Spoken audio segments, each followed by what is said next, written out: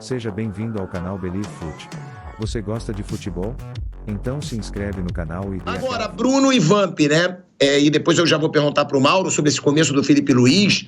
Já dá para perceber que tem jogador que tá crescendo com o Felipe Luiz, né? E principalmente jogadores com quem ele conviveu.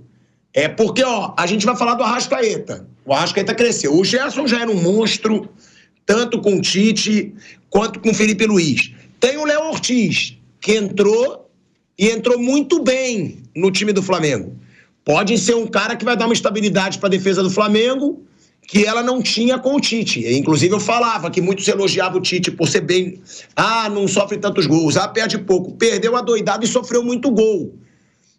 E claro, que aí depois eu vou também querer escutar o Mauro, que eu não estava aqui no programa ontem e foi notícia ontem, o Gabigol, que agora até já se fala que o Gabigol pode continuar no Flamengo.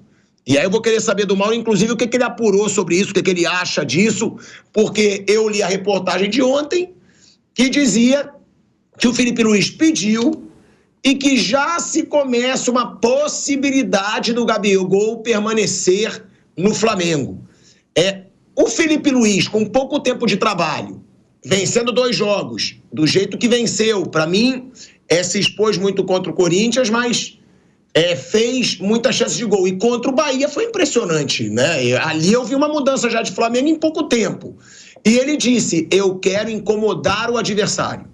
Meu objetivo é ser incômodo para o adversário, ser intenso. E ele disse que às vezes vai sofrer riscos por causa disso, porque ele quer marcar pressão. Eu acho que está muito nítido, e eu inclusive falei com uma fonte minha dentro do Flamengo, e também depois eu vou falar com o Mauro, que falou que é visível o quanto o Felipe Luiz se inspira no Jorge Jesus. Inclusive de métodos de treinamento, inclusive da forma como ele fala com os jogadores. É muito visível, isso aí foi o que eu apurei e o que eu me informei com uma pessoa que eu conheço que é bem forte lá dentro, que ele tem uma inspiração, assim, nítida no Jorge Jesus.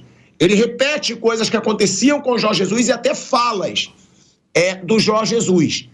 A pergunta que eu faço, já dá para perceber uma crescente no Flamengo, Bruno e Vamp, e crescente de jogadores que o Felipe Luiz... tudo bem, ele tem pouco tempo de trabalho, mas vocês acreditam, principalmente o Vamp, né, que jogou bola, que não sei se já viveu uma experiência como essa, que um cara que jogou com eles consegue tirar mais rápido do que alguém que chegou do zero, porque ele não foi treinador, mas ele conhece a forma desses caras jogarem. Ele conhece o clube bem, né? Foi campeão de tudo lá. Estava no Sub-17, no Sub-20. Foi até campeão mundial com o Sub-20, né? Então, quer dizer assim, para o final de temporada, estamos aí no mês de outubro, há quase 2 meses do final da temporada, chegasse alguém no Flamengo, de fora, conhecer o clube e tudo, seria mais difícil, né? Em relação aos jogos, o Flamengo ganhou 2 jogos aí que dá uma motivação, né? Um pela Copa do Brasil, abre uma vantagem contra o Corinthians e pega um adversário que é o Bahia, que ele foi também treinado pelo Rogério Ceni, né? Foi no campeão brasileiro. Faz um resultado, o Bahia freguês de carteirinha do Flamengo, como o Rogério Ceni também. Quer dizer, está começando, né? Melhor começar ganhando, sempre falo, é melhor você acertando, ganhando, do que perdendo. Em relação à renovação do Gabigol, aí, se ele pediu, é coisa da diretoria, né, o modo depois dessa informação. Mas é sempre bom estar começando, Tico, ganhando. E eles, né, eu estava até falando que jogadores argentinos, eles param e muitos viram treinador. A gente estava vendo aí, vários treinadores. Quem diria que o Carlito Tevez ia ser treinador, né? Os jogadores brasileiros normalmente têm mais medo. A gente tem medo de assumir clubes, ou fazer um curso para poder assumir, né? E eu torço muito pro Felipe Luiz, porque a gente não tem vários treinadores, né? Tá surgindo mais um, ele fazendo parte disso. O Alex começou aqui, foi pro Avaí, tudo saiu, tá lá na Turquia. Então são aí jogadores que estão seguindo os passos de treinador, para ser treinador, que é muito comum isso na Argentina. Grandes jogadores param, faz seu curso e viram treinadores. Aqui no Brasil, muito poucos jogadores tentam a carreira como treinador. Tá aí Rogério Ceni, Roger Machado, né? Agora o Filipe Luís surgindo, Fernando Diniz, não tem muitos não. O Vamp fala, né, sobre esse começo, Bruno, eu vou passar para você e também para o Mauro, do Filipe Luís. Eu fico bem satisfeito com uma coisa do Filipe Luís. O que ele falou na primeira coletiva dele, ele está cumprindo. Que ele falou que vai ser um futebol ofensivo, ele falou que vai marcar pressão, ele falou que vai ser um futebol vertical, e ele está mostrando coragem, isso eu gosto muito, Eu sei que eu sou exagerado, sei... não é personagem, eu sou exagerado na vida, inclusive. Eu acho que o Filipe Luís vai ser um baita treinador. Agora, posso me decepcionar? Posso, claro. Pode se tornar aí um treinador tipo o Sampaoli, que ganhava jogo pra caramba jogando bem, daqui a pouco perdia de 5-0, 6-0. Por quê? Porque ele prega mais um futebol ofensivo e ele diz: se eu tenho que criar tanto quanto eu quero, eu vou sofrer riscos. Ele falou isso depois do jogo contra o Corinthians, que sofreu muitos riscos. Contra o Bahia não foi tanto assim. E jogou bem, e também marcou pressão, e também jogou ofensivo. E mais do que isso, né? O que mais me agrada é o que ele já falou. Que ele até anotava treino do Jorge Jesus, que ele tinha todos os treinos do Jorge Jesus anotados. Ou seja, ele se inspira num cara que foi o último cara que fez um time jogar pra caramba no Brasil. Foi. Tem um time do Palmeiras que é muito objetivo, do Abel Ferreira, que ganhou tudo, que tem que ser elogiado? Tem. Mas o time que jogou pra caramba, pra não falar palavrão, aqui no futebol brasileiro nos últimos anos foi o dele. Foi o do Jorge Jesus. E aí o Vamp disse que gostou do começo do Filipe Luís. Vocês também gostaram. E aí depois, claro, sobre essa situação do Gabigol, aí eu vou perguntar primeiro pro Mauro, porque ele tem muita fonte no Flamengo. E também porque o Mauro sempre ele vai a fundo quando o assunto é o Gabigol, e aí eu vou querer escutar dele. Mas essa situação do Filipe Luís, ô Bruno... É um começo de trabalho legal. Acho que o Felipe tem muita condição de ser um grande treinador, por ser um cara muito inteligente, era um excelente jogador e sempre pareceu muito interessado, né? E com certeza nos últimos anos de carreira ele já se preparava para ser técnico, e é um cara que tem condição sim de se tornar um excelente técnico, tomara que consiga. Falando do futuro, isso depende às vezes muito de circunstâncias, além da competência, depende muito também de estar no lugar certo, na hora certa, de dar um pouco de sorte, principalmente no futebol brasileiro, em que as coisas mudam muito rápido. Assim, um cara que é um gênio um dia, no outro dia é uma porcaria, assim, muito rápido. E o cara às vezes não tem culpa nem de uma coisa nem de outra. Às vezes ele mesmo não devia ver algumas coisas, eu estou citando assim, num geral. Às vezes algum treinador que já esteve lá em cima fala: nossa senhora, nem eu acho que eu estou fazendo as coisas que esses caras estão falando. Isso jogador, que quando o cara chega, o Vamp já citou aqui os primeiros treinos do Diniz na seleção. Eu acho o Diniz um técnico bom, mas assim, parecia jogadores que trabalham com o Guardiola, com o Klopp e com o Ancelotti, falam: nossa, eu nunca vi nada igual. Acho que nem o Diniz devia assistir aquilo e falar: menos um pouco. 6 jogos depois ele estava fora. Então depende muito também de circunstância, né? O Abel, que é um cara que deu muito certo aqui, ele fica e tem tempo para mostrar que é competente, porque ele ganhou uma Libertadores em que ele estava 2 meses no clube. Naquele título, claro que ele tem o seu mérito, mas não tem a mão dele como tem nos outros, porque ali ele tinha acabado de chegar. Ele ganhou com um gol aos 50 minutos contra o Santos, que podia ter saído do outro lado. Se o gol sair do outro lado, ele não teria tempo de mostrar que ele é competente. Ele teria caído antes de ter tempo de mostrar que ele é um treinador muito bom, como ele mostrou.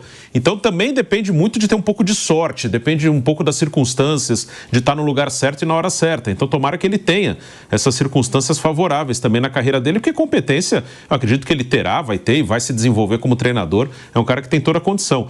E do time, assim, marcação-pressão, acho que muitos técnicos tentaram fazer no Flamengo nos últimos anos. Sampaoli é muito dele isso, o Domenech era muito dele, o Tite tentou em vários momentos, contra o Fluminense do Diniz principalmente, ele conseguia fazer isso muito bem, que era um time que saía com bola no chão, fez em alguns jogos. Onde que ele corre um risco? Ali eu acho que não é nem a questão de marcar lá na frente, muitos times marcam lá na frente e tomam um pouco gol. É a questão física, principalmente aqui no Brasil. Uma coisa que o ajuda é que agora ele tem 2 competições, não tem mais 3. A Libertadores já foi. Então ele vai ter mais tempo do time descansar para poder marcar mais adiantado, que isso aí desgasta fisicamente. O risco é marca pressão, aí é um problema do Flamengo, não mata o jogo. Aconteceu nos 2 jogos, contra o Corinthians e contra o Bahia, e aí quando você cansa e não consegue mais marcar pressão, você começa a dar contra-ataque, aí só tá 1-0 para você teve chance de fazer 3, não fez. Aí uma bola, você perde o jogo, ou deixa de ganhar, empata pelo menos. Então, acho que o risco é mais na parte física, que provavelmente vai o ajuda. Isso vai ser favorável para ele até o fim do ano, porque ele não vai ter 3 competições, ele vai ter 2. Agora ele tem data FIFA, aí vai ter jogo, depois descansa porque tem Libertadores, aí joga de novo. Então, acho que até o fim do ano, pelo menos, ele vai conseguir, na maioria dos jogos, fazer com que o time marque pressão com eficiência, porque ele vai ter um pouco mais de tempo para descansar. Tem outra data FIFA em novembro também. E sobre o ano que vem, aí que eu acho que é uma coisa um pouco precipitada, tanto de falar do Felipe quanto do Gabigol, que tem uma coisa que é fundamental aí, né? Tem eleição, né? Vai ter um outro presidente. Não dá para saber. Hoje, ninguém tiraria o Felipe. Mas e se no fim do ano ele não ganhar a Copa do Brasil e o brasileiro aqui? As coisas mudam rápido. Hoje o cara está sendo tratado como um gênio. Ele pode, no fim do ano, estar sendo tratado como, assim, uma porcaria, uma enganação. Isso aqui muda muito rápido. E vai ser outro presidente. Quem vai decidir se o Felipe vai seguir, se o Gabigol vai renovar, teoricamente, é o próximo presidente, não é o presidente que está terminando agora. Então, isso também é um ponto que vai mexer com o Flamengo nos próximos meses.